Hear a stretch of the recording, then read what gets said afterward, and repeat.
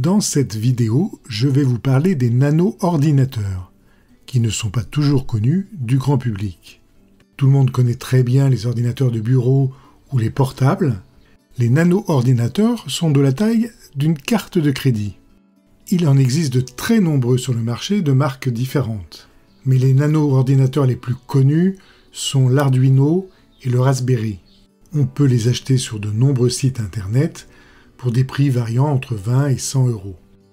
Ils sont suffisamment puissants pour fabriquer à faible coût des solutions très variées et très innovantes.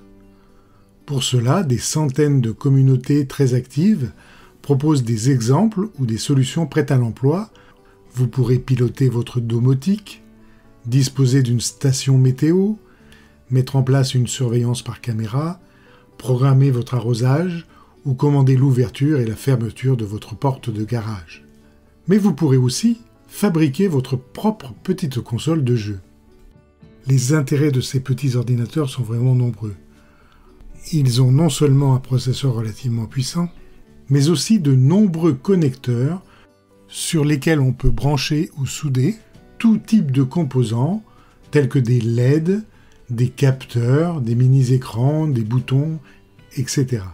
De plus, ils disposent de prises USB et HDMI classiques permettant de raccorder les produits que vous utilisez habituellement en informatique, c'est-à-dire des claviers, manettes de jeu, souris, écran, disques, haut-parleurs et ainsi de suite.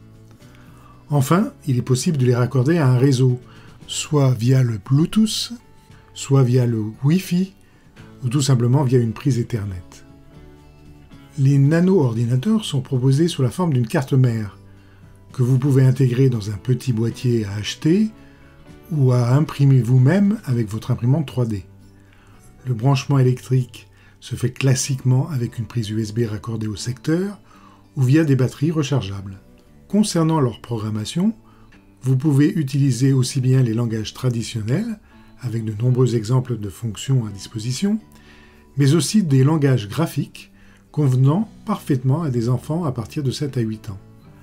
Le système, quant à lui, s'installe tout simplement sur une carte mémoire identique à celle que vous trouvez dans un smartphone ou un appareil de photo.